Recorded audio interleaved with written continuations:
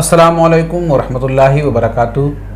नाजरीन, आप सभी का हमारे इस्लामी दर्स चैनल के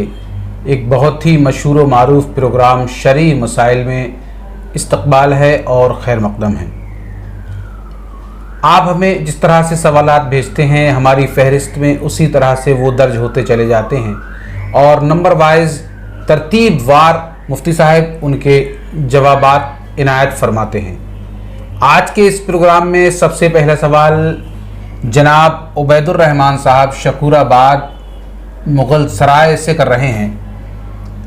वो पूछते हैं कि जो बाढ़ का पानी आता है और उस पानी में शहर का और बहुत सारा गंदा पानी मिल जाता है, उस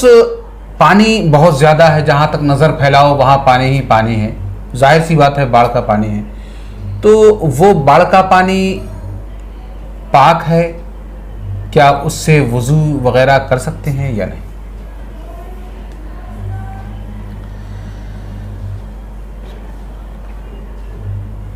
बाढ़ या सैलाब का पानी जी, सैलाब में आया हो, जमा हो गया हो, या बारिश कहीं बहुत ज़्यादा हुई और पानी जमा हो गया किसी मकाम पर और फिर उसी पानी में शहर की गंदगी या शहर का गंदा पानी आता है, गंदगी के आसार नुमायां हैं, तो अगरचे वो बहुत दूर तक हो, उसके हुदूद वसी हों, लेकिन अगर गंदगी इतनी ज़्यादा मिल गई है कि उसका रंग, मज़ा या बू इनमें से कोई एक या ज़्यादा बदल गए हों, तो फिर वो पानी नजिस हो जाता है। अच्छा, क्योंकि इस पर हुक्म वही लगेगा जो बड़े हौज के पानी पर लगता है, यानी जो दह दरदा होता है 10 बाई 10 जी। तो उस पानी का हुक्म ये है कि अगर उसमें नजासत कहीं गिरी है थोड़ी बहुत, तो जहाँ उस नजासत के असरात ज़ाहिर हो रहे हैं वहाँ उस हिस्से को छोड़कर दूसरे हिस्से से वज़ू किया जा सकता है और दूसरी तरफ से गुस्ल किया जा सकता है। लेकिन अगर नजासत इतनी मिल गई हो, शहर की गंदगी उस बाढ़ के पानी में इतनी आ गई हो कि उसका मज़ा बदल गया हो या रंग बदल गया हो या बू बदल गई हो या कई चीज़ें बदल गई हों, तो फिर उस पानी को नजिस समझा जाएगा। वो पानी नजिस है, उस पर नजिस के अहकाम लगेंगे, उससे वज़ू करना, गुस्ल करना जायज़ नहीं होगा। यानी बज़ाहिर वो गंदगी हमें दिख रही है, तो दिख रही है और उससे पानी के इन 3 औसाफ में से कोई एक चीज़ मुतासिर हो चुकी है। अच्छा, पानी में जब कोई दह दरदा में अगर कोई नजिस चीज़ मिले और उस नजिस चीज़ के मिलने की वजह से इन 3 बातों में से कोई एक चीज़ मुतासिर हो जाए, तो फिर वो पानी, उस पानी से वज़ू या गुस्ल नहीं किया जा सकता। अच्छा। जनाब उबैदुर रहमान साहब, आप के सवाल का जवाब मुफ्ती साहब ने इनायत फरमा दिया। एक और बड़ा ही दिलचस्प सवाल हमारे जनाब इमरान साहब दिल्ली दरबार होटल सैदपुर से मालूम करना चाहते हैं। वो पूछ रहे हैं कि हम अपने जो कपड़े मरहूमीन के ईसाले सवाब के लिए देते हैं, उन कपड़ों को क्या खुद पहन सकते हैं या नहीं पहन सकते? अपने मरहूमीन के ईसाले सवाब के लिए हम जो कुछ भी देते हैं उसकी हैसियत सदक़े नाफिला की होती है जी। यानी हम गुरबा को, फ़ुक़रा को इसलिए कोई इस्तेमाल करने वाली चीज़ देते हैं कि वो उसको इस्तेमाल करें और उसके इस्तेमाल पर, उसके देने पर रब करीम जो हमें सवाब अता फ़रमाए, वो सवाब हमारे फ़ला मरहूम को पहुँचे या फ़ला मरहूम की रूह तक उस सवाब को ईसाल करना चाहते हैं, तब हम ऐसा करते हैं। किसी के नाम पर सदका करते हैं इसीलिए कि इसका सवाब उस तक पहुँच जाए। तो ज़ाहिर है कि जब आप दे रहे हैं तो आप कपड़े देने वाले हैं और आप ही ईसाले सवाब चाहते हैं, तो आपको किसी गरीब को देना है, किसी फ़कीर को देना है। हाँ, एक सूरत ये हो सकती है कि आप जहाँ रह रहे हैं या आपके इलाके में कोई आपसे ज़्यादा गरीब है ही नहीं, वो फिर एक अलग सूरत हो जाएगी। लेकिन बज़ाहिर तो ऐसा नहीं है, चूँकि आप सैदपुर ही के हैं, लिहाजा आप उन कपड़ों के लिए किसी हक़दार को तलाश कीजिए जो उन कपड़ों का मुस्तहिक़ है। جس کے پہننے پر آپ سمجھ رہے ہیں کہ زیادہ ثواب میسر ہو سکتا ہے، زیادہ ثواب حاصل ہو سکتا ہے، اس تک وہ کپڑے پہنچائیے تاکہ آپ کے مرحوم کو زیادہ سے زیادہ ثواب پہنچ سکے۔ یہ ہو سکتا ہے کوئی وہ یہ شاید اپنے لفظوں میں کہہ نہ پائے ہوں، پوچھنا چاہتے ہوں کہ اگر کوئی وہ کپڑے دینے کے لیے اس کا مستحق نہ ملے، اکثر ایسا ہوتا ہے کہ لوگ نہیں مل پاتے ہیں جن کا حق ہے، تو اس صورت میں ہو سکتا ہے پوچھتے ہوں کیا ہو سکتا ہے؟ نہیں، وہی بتایا کہ اس صورت میں جبکہ اس سے زیادہ مستحق یعنی دینے والے سے زیادہ مستحق اس صدقے کا کوئی ہے ہی نہیں، تب پھر وہ صدقہ خود لے سکتا ہے۔ لیکن چونکہ وہ سید پور کے رہنے والے ہیں اور سید پور میں ایسا نہیں ہے کہ آس پاس کے علاقوں میں انہیں کہیں غریب نہ مل سکے، اس لیے ہم نے کہا کہ جس علاقے سے آپ سوال کر رہے ہیں یہاں ایسا نہیں ہے کہ آپ کو کوئی غریب یا کوئی حقدار نہ مل سکے کپڑوں کا جو آپ سے زیادہ حقدار ہے، تو آپ حقدار تک پہنچانے کی کوشش کیجئے تاکہ آپ جس مرحوم کو ایصال ثواب کرنا چاہتے ہیں اور آپ کی جو نیت ہے اللہ تبارک و تعالیٰ اس نیت کو قبول فرمائے، آپ جسے کپڑا دیں وہ اسے استعمال کرے اور اس تک ثواب زیادہ سے زیادہ پہنچ سکے۔ ماشاءاللہ، بہت خوب۔ ایسا نہ ہو کہ غریب کے تلاش کرنے میں اور غریب کو ڈھونڈنے میں وہ کپڑے رکھے رکھے ضائع اور برباد ہو جائیں، اس سے بہتر یہ ہے کہ پھر آپ خود پہن لیں۔ جی، بہت خوب، بہت خوب، سبحان اللہ، بہت اچھا جواب مفتی صاحب نے دیا۔ ایک سوال اور ہے اور بڑا ہی دلچسپ سوال ہے، یہ بھی سید پور سے جناب محمد انیس صاحب پوچھ رہے ہیں۔ بہت اچھا سوال ہے، آپ نے اچھا سوال کیا ہے۔ وہ پوچھ رہے ہیں کہ ہم یوٹیوب پہ بہت ساری مقررین حضرات کی ویڈیوز دیکھتے رہتے ہیں، کوئی کچھ بتاتا ہے، کوئی کچھ کہتا ہے۔ میں مفتی صاحب سے اطمینان بخش جواب چاہتا ہوں۔ وہ کہتے ہیں کہ ہر پریوار میں، ہر فیملی میں بہو ہوتی ہے، بیوی ہوتی ہے۔ ایسا سنا گیا ہے اور لوگ بتاتے بھی ہیں کہ بیوی پر جو خدمت کا حق ہے، یعنی خدمت کرنے کا جو اس کا فرض ہے، ڈیوٹی ہے اسلامی اعتبار سے، وہ شوہر کی خدمت کرنے کی ہے، نہ کہ ساس اور سسر کی، دیور اور جیٹھ کی۔ فیملی اگر کوئی جوائنٹ فیملی ہے تو اس میں پھر کیا حقوق ہیں بیوی کے، کیا کرے، کس کی خدمت کرے، کس کی نہیں کرے، اور پوچھ رہے ہیں اس پہ پریشر بیوی پر ساس سسر کی یا فیملی والوں کی خدمت کے لیے ڈال سکتے ہیں یا نہیں ڈال سکتے ہیں، اس کے کیا دائرے کیا ہیں اس کے خدمت کرنے کے ایک بیوی کی؟ اس سلسلے میں شریعت مطہرہ نے وسعت رکھی۔ یہ سمجھ لینا کہ بیوی پر غلط ہو گیا ہے، یہ سمجھ لینا کہ بیوی پر ساس سسر کی خدمت کا کوئی حق نہیں ہے، یہ بھی غلط ہے جی، اور یہ سمجھ لینا کہ شریعت نے فرض کر دیا ہے، یہ بھی غلط ہے۔ شریعت مطہرہ نے اس سلسلے میں کچھ رخصت رکھی ہے، کچھ گنجائشیں رکھی ہیں۔ دیکھیے، یہ ضروری نہیں ہے کہ کسی کا حق ہم پر واجب کیا جائے، شریعت مطہرہ نے واجب کیا ہو تبھی ہم اس حق کی ادائیگی کریں گے۔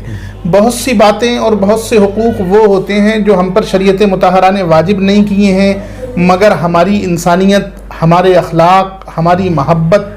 ہماری احسان شناسی کا تقاضا ہوتا ہے کہ ہم اس کی ادائیگی میں ذرہ برابر کوتاہی نہ کریں۔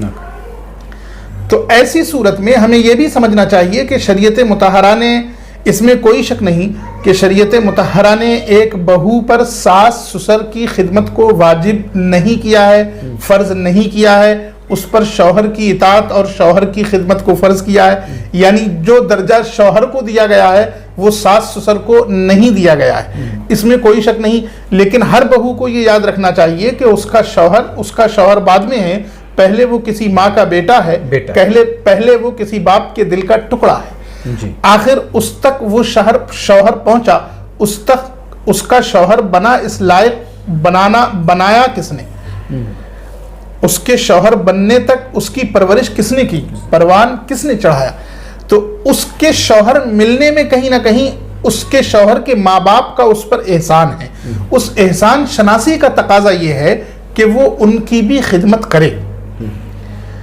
اس میں کوئی شک نہیں کہ بیٹے ہی پر والدین کی خدمت واجب ہے اور بیٹے ہی پر والدین کی اطاعت واجب ہے۔ ظاہر ہے بہو ان والدین کی بیٹی نہیں ہوتی، لیکن بہو کو والدین لے کر آتے ہیں، اسے اپناتے ہیں اور اپنی بہو بناتے ہیں، بڑی امیدوں سے اسے اپنے گھر میں لاتے ہیں، تو حسن اخلاق کا تقاضا یہ ہے، ہماری انسانیت اور ہماری احسان شناسی کا تقاضا یہ ہے کہ ہم اپنے ساس سسر کی خدمت کریں، اگرچہ شریعت مطہرہ نے اس کو واجب قرار نہیں دیا ہے، اس میں بھی کوئی شک نہیں ہے، لیکن بیٹے پر خدمت واجب ہے، بیٹے پر اپنے ماں باپ کی خدمت کرنا لازم ہے، وہ اپنے ماں باپ کی خدمت کرے، اگر اس کے والدین زندہ ہیں، اللہ تبارک و تعالیٰ نے اس کو یہ نعمت عطا فرمائی ہے تو اس کی قدر کرے۔ اب بیٹا اگر اپنی بیوی سے کروا سکتا ہے کچھ تو یقیناً کروا سکتا ہے، وہ کام جس کو شریعت نے منع نہ کیا ہو، وہ خدمت جس سے شریعت مطہرہ نے نہ روکا ہو، وہ خدمت یقیناً اپنی بیوی سے کروا سکتا ہے اور خیال رکھنے کے لیے کہہ سکتا ہے، اس میں کسی قسم کا کوئی حرج نہیں ہے۔ رہ گئی یہ بات کہ ہندوستان میں اکثر جوائنٹ فیملیز ہوتی ہیں، ان میں اکثر کئی بھائیوں کی شادی ہو جاتی ہیں اور سب کے ساتھ میں رہنے کا رواج ہوتا ہے، ایسی صورت میں پردے کا حد درجہ خیال رکھنا چاہیے،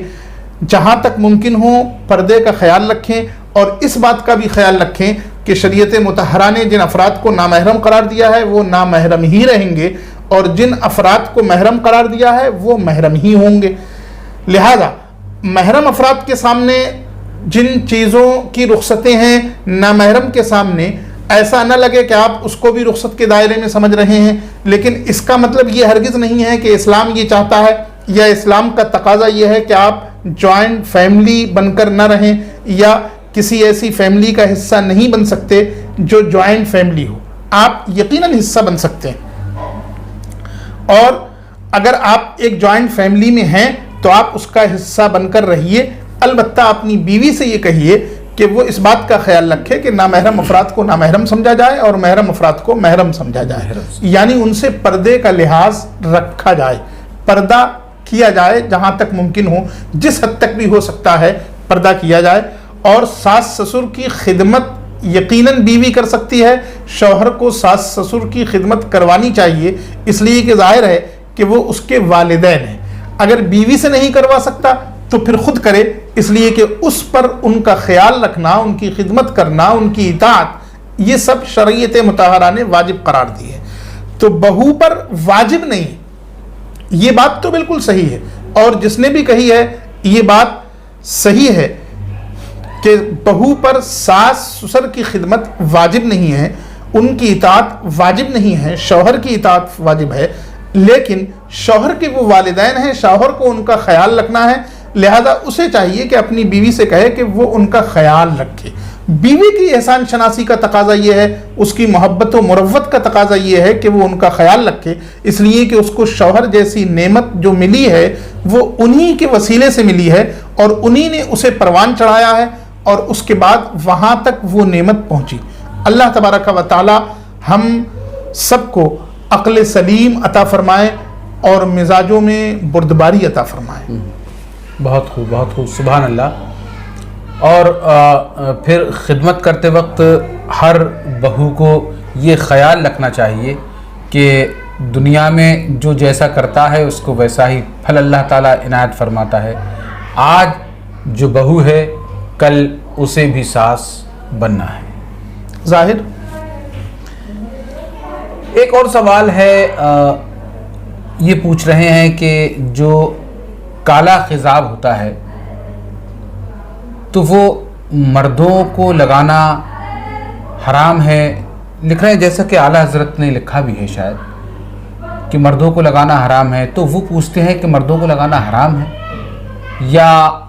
بڑے بوڑھے لوگوں کو نہیں لگانا چاہیے، کیونکہ جوانی میں بہت سارے لوگوں کے آج کل بال پک جاتے ہیں اور وقت سے پہلے سفید ہو جاتے ہیں، تو پوچھ رہے ہیں یہ کالا خضاب کن لوگوں کو لگانا چاہیے، کن کو نہیں لگانا چاہیے؟ اس سوال کے جواب میں بڑی تفصیل ہے، لیکن اختصار کے ساتھ عرض ہے جی کہ اس میں کوئی شک نہیں،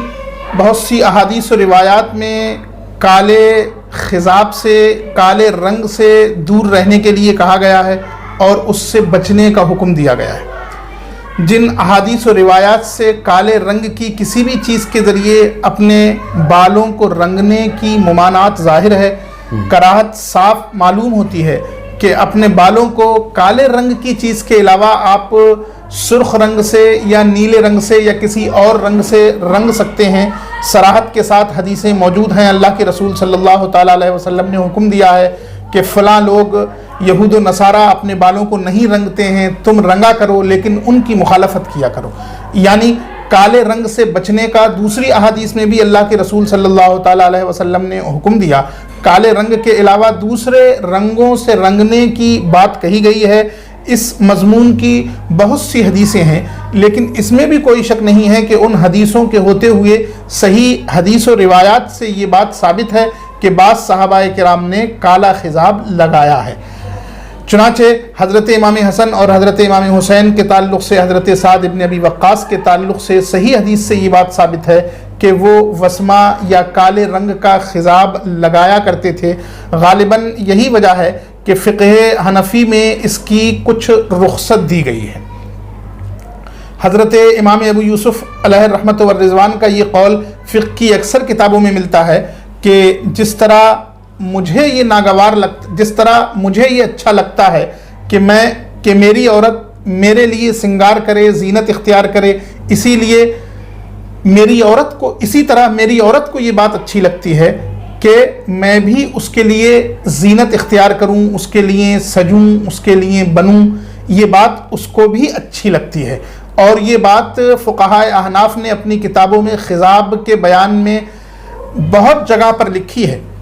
और ये कौल फ़ुक़हाए अहनाफ़ ने कई मकामात पर नक़ल किया है। खिजाब के बयान में अक्सर फ़ुक़हाए अहनाफ़ ने नक़ल किया है, जिससे ये मालूम होता है कि हज़रत इमाम अबू यूसुफ़ इस बात के जवाज़ की तरफ हैं कि काला खिजाब लगाना जायज़ है। हाँ, इसमें कोई शक नहीं है कि हज़रत इमाम मोहम्मद और इमाम अबू यूसुफ़ इसी तरफ गए हैं कि काले खिजाब की मर्दों के लिए इजाज़त नहीं है। अपने बालों को काले रंग से रंगना या काले रंग का खिजाब लगाना, इन दोनों से बचना चाहिए। ये दोनों फ़िक़्ह हनफ़ी में नाजायज़ हैं। उन तमाम अहादीस और फ़ुक़हा की आरा की रोशनी में ये समझ में आता है और हमारी फ़िक़ही राय ये है कि अगर बूढ़ा होने से पहले यानी अभी आपकी उम्र इतनी नहीं हुई है कि आपके बाल सफ़ेद हों और उससे पहले ही आपके बाल सफ़ेद हो गए, जैसे बहुत से बच्चों ही के बाल सफ़ेद हो जाते हैं या जवानी में बाल सफ़ेद हो जाते हैं, तो वो लोग काले रंग का खिजाब लगा सकते हैं या काला रंग इस्तेमाल कर सकते हैं, इस शर्त के साथ कि उस काले रंग में कोई ऐसी चीज़ इस्तेमाल न की गई हो जो नजिस हो या हराम हो। वो तो एक अलग चीज़ है, अगर किसी दूसरे रंग में भी वो चीज़ पड़ेगी तो उसका इस्तेमाल नाजायज़ हो जाएगा। हाँ, जहाँ तक काले खिजाब और काले रंग की बात है, वस्मे की बात है, तो अगर बूढ़ा होने से पहले किसी के बाल सफ़ेद हो जाते हैं किसी मरज़ की वजह से या किसी और वजह से, तो वो अपने सफ़ेद बालों को काला करने के लिए, ताकि लोगों को वो जवान है तो जवान ही दिखे, बूढ़ा न दिखने लगे, इसलिए वो खिजाब लगा सकता है। इनका सवाल उन्हीं लोगों के ताल्लुक़ से है जिनकी सफ़ेदी उम्र से पहले आ जाती है। उन लोगों को हमारी फ़िक़ही राय के मुताबिक काला खिजाब लगाने में कोई हरज नहीं है, अगर उसमें कोई नजिस व नापाक चीज़ शामिल ना हो। नहीं, बहुत खूब माशाअल्लाह। आजकल ये मर्ज़ आम है कि वक्त से पहले बाल सफ़ेद ज़्यादातर लोगों के हो जाते हैं। नाज़रीन, आप सभी का बहुत बहुत शुक्रिया। हमें उम्मीद है कि आप अपने सवालों से मुतमईन हो गए होंगे और आगे भी हमें अपने इस तरह के सवालात भेजते रहेंगे। हमारे मुफ्ती साहब के जवाब देने से आपके ज़रिए बहुत सारे लोगों की मालूमात में इजाफ़ा होगा। ये एक दीनी खिदमत भी है और एक सवाब का काम भी है। बढ़ चढ़ कर हिस्सा लीजिए, सवाल भेजा कीजिए। हमारी इन वीडियोस को, मुफ्ती साहब के जवाबात को ज़्यादा से ज़्यादा शेयर किया कीजिए। अब अपने मेज़बान सैयद आतिफ़ अली को इजाज़त दीजिए। अस्सलामु अलैकुम व रहमतुल्लाहि व बरकातुहू। अल्लाह हाफ़िज़।